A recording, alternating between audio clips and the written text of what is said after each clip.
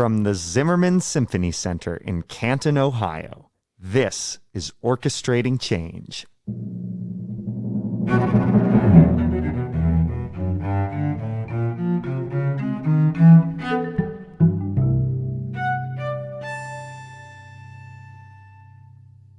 I'm Matthew Jenkins Yarashevitz, Associate Conductor of the Canton Symphony Orchestra.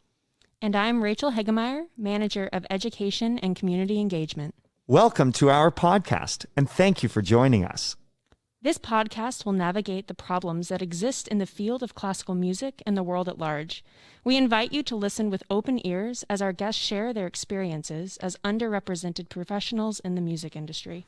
Our guest today is Marie-Helène Bernard, who served as President and CEO of the Canton Symphony Orchestra from 2005 to 2007. She went on to serve as Executive Director and CEO of the Handel and Haydn Society in Boston, and has been President and CEO of the St. Louis Symphony Orchestra since 2015.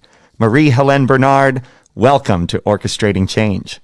Good morning. Thanks for having me. Good morning. It is so lovely to have you today. So just starting off, can you tell us a little bit about your career path and what led you to your position at St. Louis?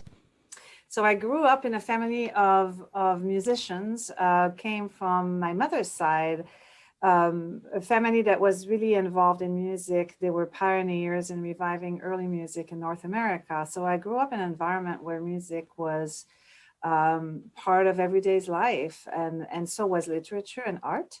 And Bach, Johann Sebastian Bach, was a composer that I grew up with. So my love developed over time. I became a musician and played professionally at a very young age, but chose to go to law school, became a tax attorney, and practiced tax law in Canada for 7 years. And the desire to make music accessible to all, to support artists, and the fact that I miss music and wanted to work in a music business brought me to the U.S. to work in orchestra management. Wonderful. Excellent. So you are a female CEO of a major American orchestra, and you are not the only female CEO, but you are certainly in the minority in this aspect. And while the performers on stage, ever since the advent of the behind-the-screen audition, the gender balance has pretty much evened out on stage. This isn't the same in the highest levels of arts management. Why do you think that is? Well, that's a big question. So 20 years ago, there were about 4 women leading major orchestras. There's many women executives leading medium-sized and smaller-sized orchestras in our country. So I don't want us to lose sight of this. And the nonprofit world has been, I think, majority female for quite some time. And I have my theory about why that is. At the same time, the growth of diversity among major orchestras on the stage, with us anyway in St. Louis, started in the 60s when the number of women musicians grew over time. We were, I think, the first American orchestra, major orchestra, to appoint a female principal trumpet. And first to appoint a female African-American violinist, and so on and so forth. Currently, actually, the gender balance is probably more women within our ranks than men. And the audition of Behind the Curtains, which we instituted in 1971, have probably been contributing to lessening the biases that could take place when someone auditions for a job. But the issue or the topic of audition is a complex one. So I'm going to put this aside.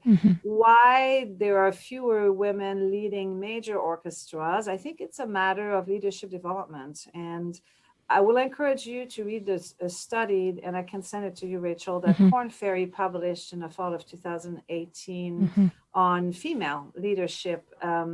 They interviewed 35 of the top CEOs of for-profit organizations, companies in the country, and asked these women, what led you to become a CEO? And only 12% of them knew from an early age that they wanted to become executives. And it's mentoring, nurturing talent and people they met along the way, mostly men, who saw in them leadership abilities that would make them great CEOs.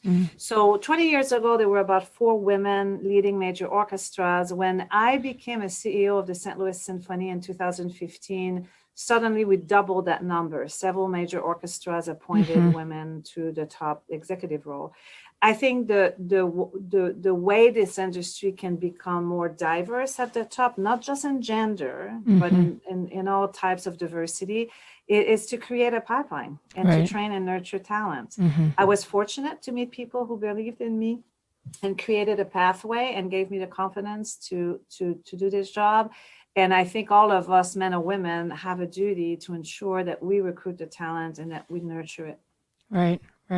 I think it's interesting how a lot of people have that similar reaction, and I've been really blessed that I work for a female CEO, which has been really awesome for me to start off my career in that position and to have that sort of mentorship at the beginning.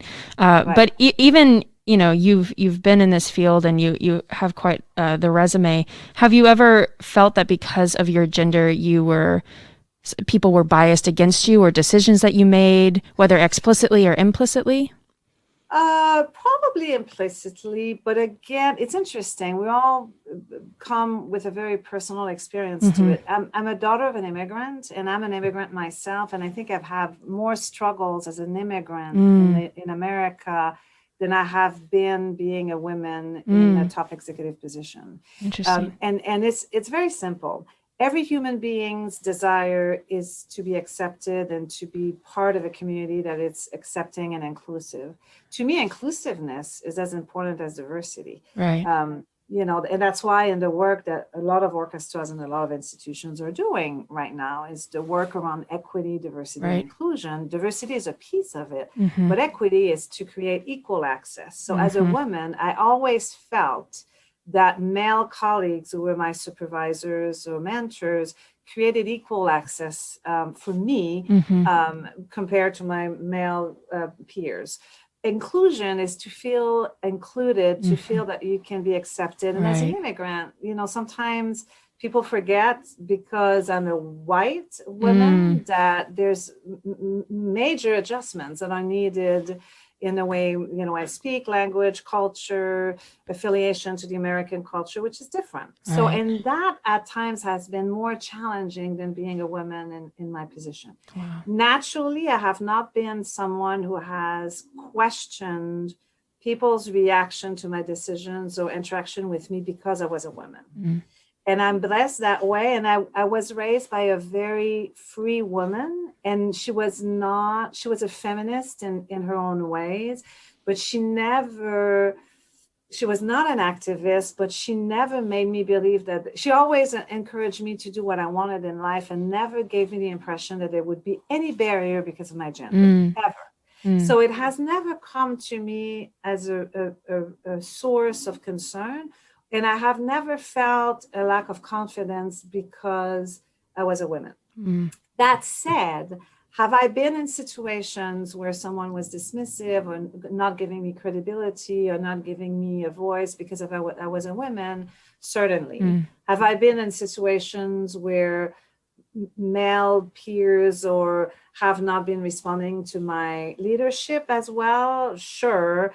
But being a leader is adjusting, for me, it's adjusting your leadership style so you can get the best of everyone you work for. So I never got stopped by someone not responding to my leadership. Actually, for me, it was an exciting challenge to say, how can I get this person respond and really thrive in their job? What can I do as a leader differently? So I think I have seen this as a challenge. And for women, obviously, and especially in this country, a situation where someone would respond to the fact that I'm a woman and would be charmed by the fact that I'm a woman, I have never been offended by that. Actually, I have really been very generous about accepting that someone might respond to me in a way that probably would be perceived as sexist at times, in ways that I'm thinking, let's accept that person's nice remarks, but let's move on. Let's not make this the issue, I'm not going to make my gender be diminished by someone who might make compliments to me about the way I look or the way I walk, I tend to be very positive about these things and move on. And it's probably kind of the teaching that my mother gave me. She said, just accept the compliments as they come, but move on. If you are slightly offended or that you're feeling that this is inappropriate given the circumstances, Right. and be strong enough to be able to tell someone that it's offensive if you feel that way. Right. I've been fortunate that I have never really felt in a work environment that my gender was non-enabling me to do things that others can do. Mm-hmm. I think it's interesting that perspective of it's going to happen because of the nature of the United States as a country, but just like taking it as it comes, but focusing more on your job and what you're doing and lifting up the people around you, as opposed to giving a voice to what just happened, but instead just moving on. Absolutely. I think as really leaders, leadership is about many things, but it's not about gender. Leadership is Right. about creating a team work around a core mission and motivating and developing talent. And it's aligning an institution around key goals, objectives, and mission. And I think, and I'll give you an example. A few years ago, I recruited a young women conductor. And at some point, I introduced her to a member of our board as our new young female conductor.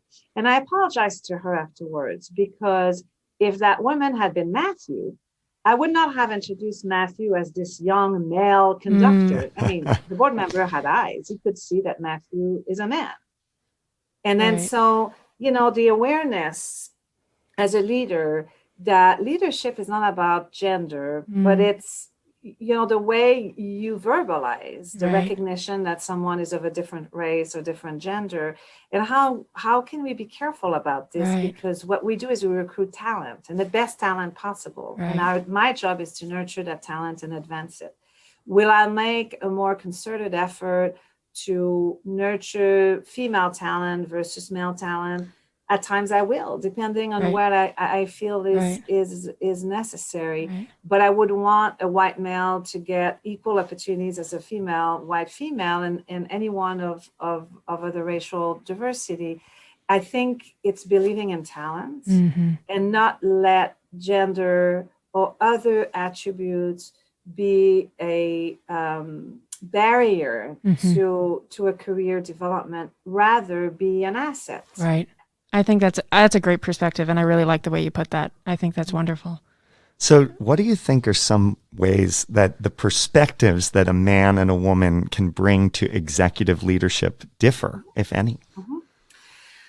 That's a great question. I think there are differences. It's hard for me to generalize. I want to be cautious about generalizing the way men behave or lead and the way women behave and lead, because I've seen remarkable qualities on both sides. And I do believe that diversity of voices is important to balance and to reach the best decision making. And again, I have seen extraordinary male leaders be amazing communicators, and same in women.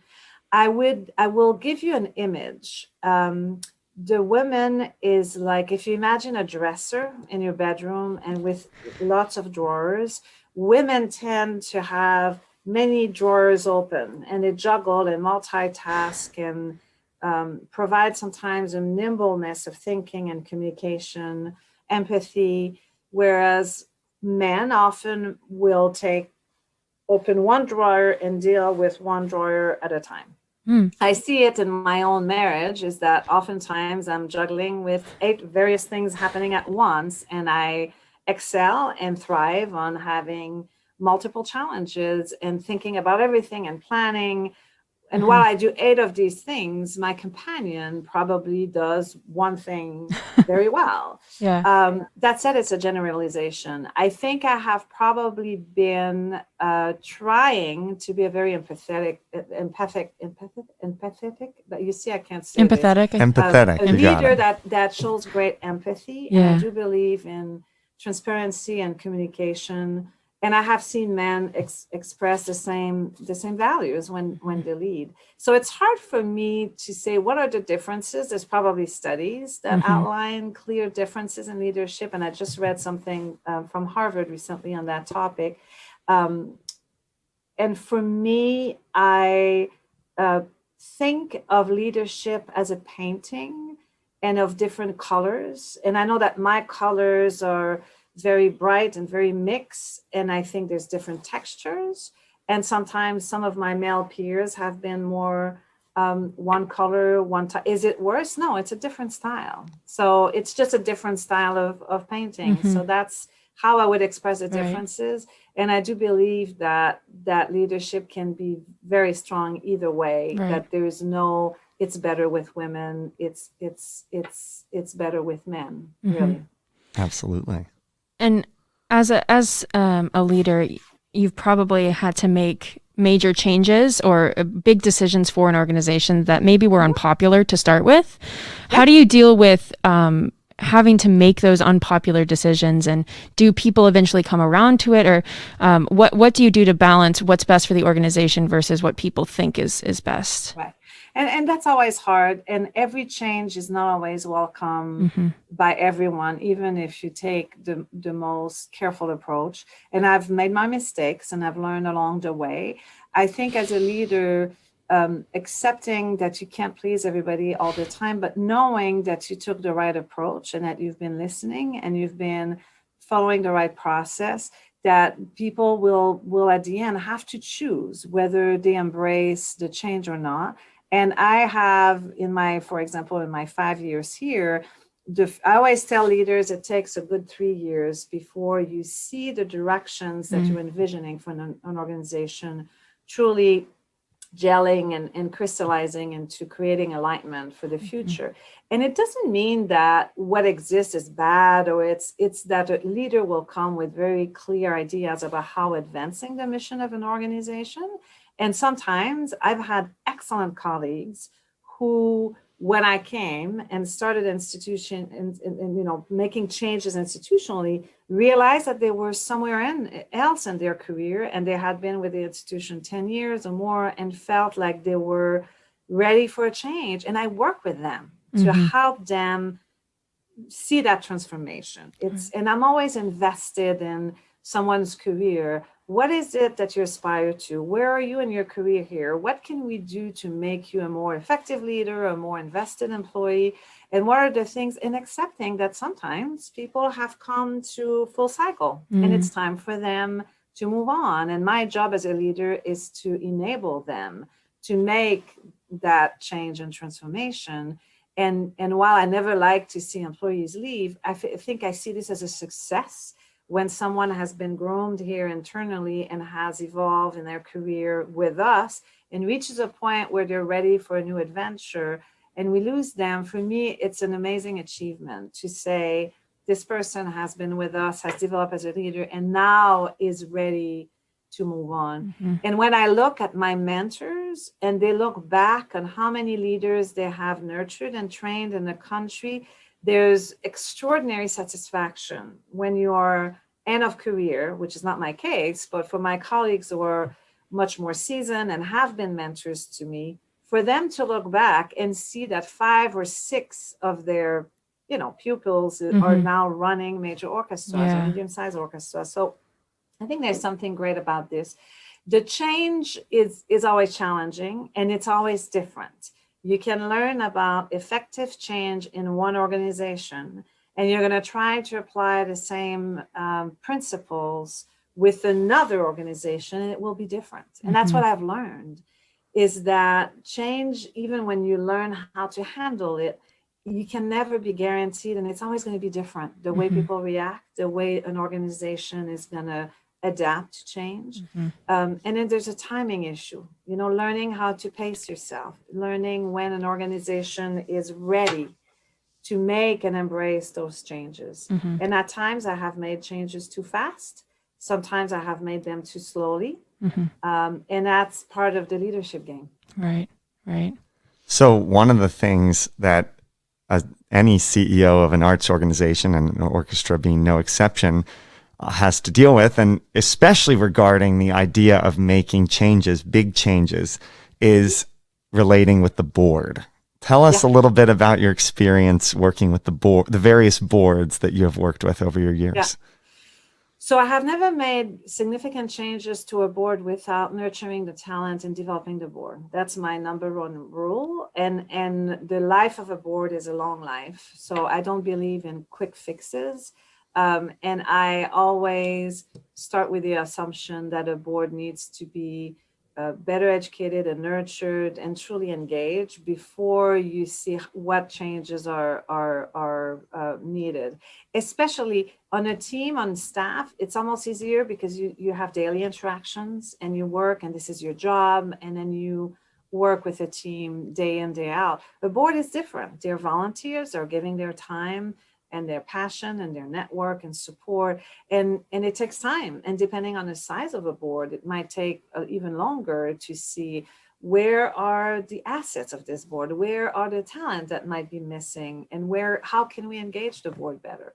So I think that what I did here, for example, is I took a good 2 years to get to know our board and really question, how are we developing this board? What are the recruitment goals? How are we using their skills and network and talent? How are we educating them? And I mean educating in a sense of connecting them to the mission and giving them the tools they need to be solid and good advocates in the community. You can't expect board members to know naturally necessarily what to do unless they have the tools and understand with clarity what their role is. So we did a strategic plan. I got to know the board, and then 2 years later, we looked at our governance structure. Is it working? What needs to improve? What's missing? Not in terms of people, but rather in terms of process. And today, I must say, after 5 years, we have a very engaged board. It's a wonderful board. There's a natural there are natural cycles that happen. Is that over a certain period of a few years, about a fourth of your board is rotating off, and then you bring new people. I think equity, diversity, and inclusion is at the center of our work. So we want a board that is as reflective as possible of the makeup of our society. And I think the change there is very slow, and it needs to come from them as well. So I am an agent. I create the platform and I provide the tools and I develop them, but they are the ones leading truly that change and how they see their board go through that evolution. Yeah. In boards in America, and we talked about this a little bit before about, women in leadership positions. At the board level, do you see that there is a change in the makeup of boards for orchestras that is including more inclusivity and diversity at the board level? I think so. It's a slow progress, and it depends. Every community is really different, but it is. Our progress also is intentional, and it's slow. Because I don't want to put people on the board just for the sake of it. I just want to make sure we nurture relationships, and that people who join this board are committed to the mission entirely. So I think that the boards becoming more diverse will evolve, and I think we will see changes, but it has to be intentional. And what I mean by that is that the board needs to take ownership of this and have clarity about what kind of boards they want in 5-10 years. But it does take sometimes a decade before you start seeing significant changes. So I think it's patience. It's just really, but you have to be very, very intentional about it. So St. Louis is a very racially diverse place, and was in the news several years back for one of the police shootings that sparked the Black Lives Matter movement. And we have learned a little bit about the St. Louis Symphony's Immunism partnership with 33 African-American churches to help widen the orchestra's audience. Tell us about this program and how it impacts the community. So the program was started now probably 26 or 27 years ago. And the program has several components. So first, it's a chorus of 120 voices, which mission is to promote and perform music by African and African American composers or Black or Brown composers. And the repertoire has evolved quite a bit over the last 25 years. They typically perform 3 concerts at Powell Hall, which is our home, and they always do an a cappella concert in one of our church partners every year. We work with about, now it's probably 35 churches, African American churches across the region in different communities. So some churches are actually in more affluent communities and others are in more underserved communities. And what we do is we have coordinators that are affiliated with every church. And we, with our musicians, go visit these churches throughout the year. So we are going to have a presence during the church service. And each coordinator's role is to connect their church to the symphony and also to help with recruitment of chorus members and also to help with sales of tickets at concerts that take place here at Powell Hall. Mm-hmm. Another component of the Immunism program is a mentoring fellowship program that enables young African Americans to get exposed to arts administration and to develop a career in arts administration if they wish. And currently on my staff, 3 members of my current staff, 2 of them have gone through the program. And over the years, I have recruited and hired people coming out of the program. So it's a college degree and we're a part of it. And we're actually subsidizing a part of their education there. So that's a very important piece of it. Wow. And the third piece is we have a peer-to-peer program. We have a youth symphony orchestra that is one of the longest established in the country. It was founded in 1971 by Leonard Slatkin. And we're one of the few major orchestras that has a youth orchestra that's embedded in its infrastructure. But I have young players in the youth orchestra. The age range is about 12 to 21. I have young players in the youth orchestra who become mentors to young African-American players who might not be in the youth orchestra yet, to help them aspire to audition and to join the youth orchestra. And so it's teenagers mentoring teenagers on specific instruments. So the peer-to-peer program is quite phenomenal and has expanded quite a bit this year. I think we are going to have up to, I'm going to say about 16 young students who are studying music and are getting mentoring from youth orchestra members. And there's other components to the program, but in a nutshell, it's our work in the churches, it's our work with the chorus, and it's our work with fostering and nurturing African-American talent so that in 10 years from now, or even before, and eventually we can groom more diverse talent in orchestra management. And that my ultimate goal is to see more diverse executive in the offices of president, CEO, or CFO, or chief philanthropy officer. Yeah.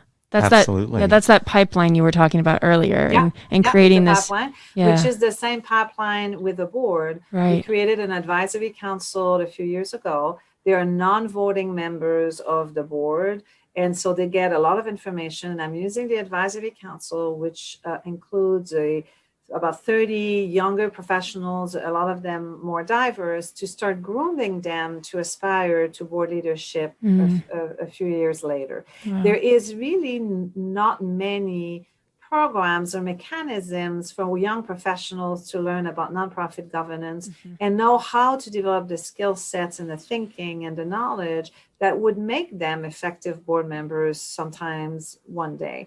And oftentimes people are thrown onto boards without much training, and organizations expect them to be good board members. And I realized over the years that our duty as nonprofit organizations is to ensure that if we recruit, train, and nurture staff talent and musicians and young people to become part of the fabric of our organization, the same duty we owe to professionals in the community who will join our boards is that the training and education is as a necessity as it is for any member of the team.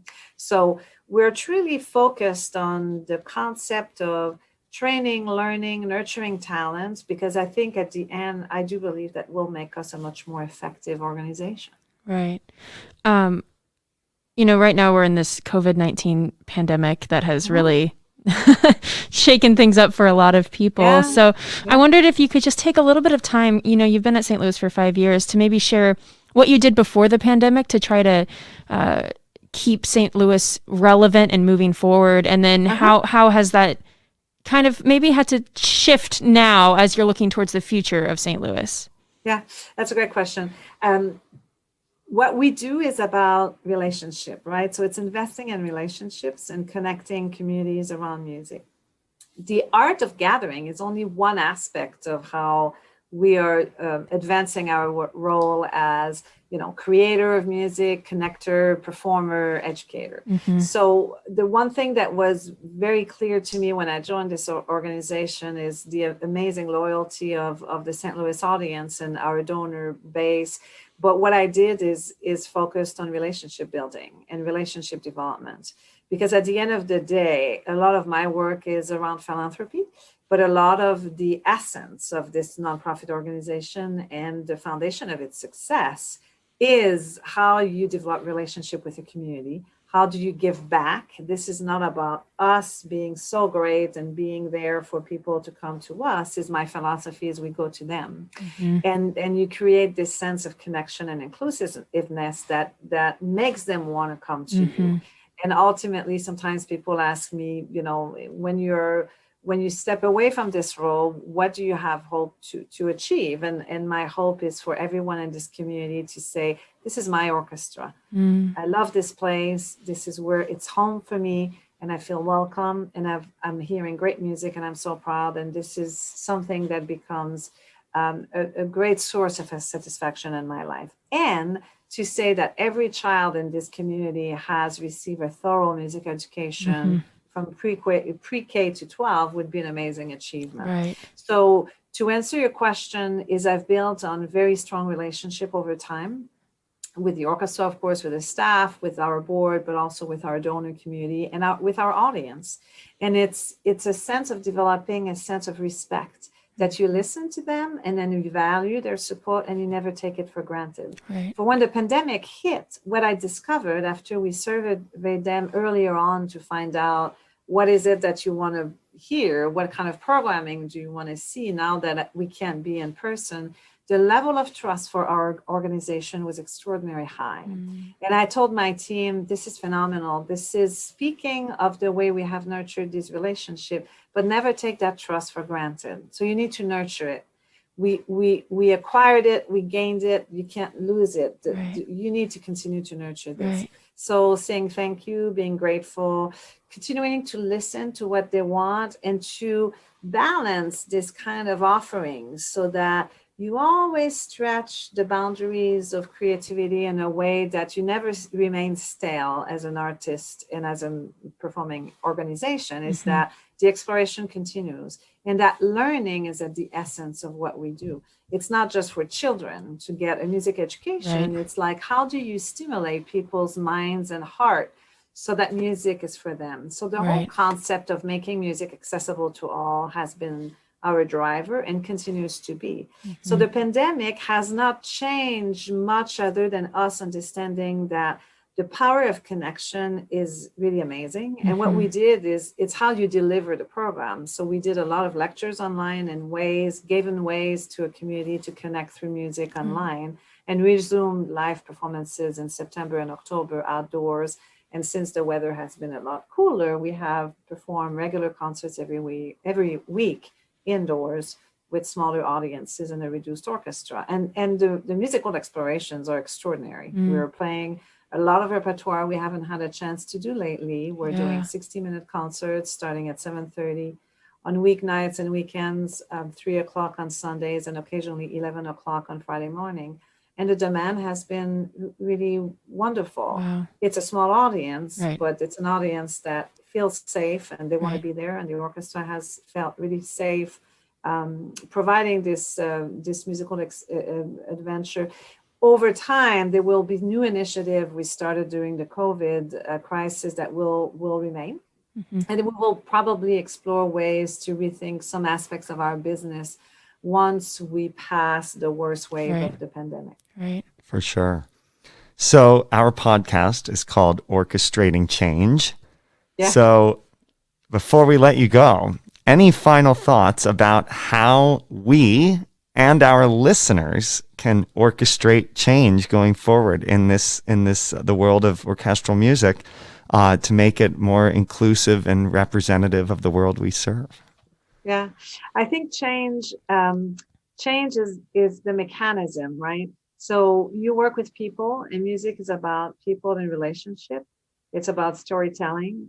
So my thinking about change is to have clarity about why the change, and also having clear sense to about the objectives, and really to bring everyone within an institution to align around the why and the pathway to change, and to embrace the framework.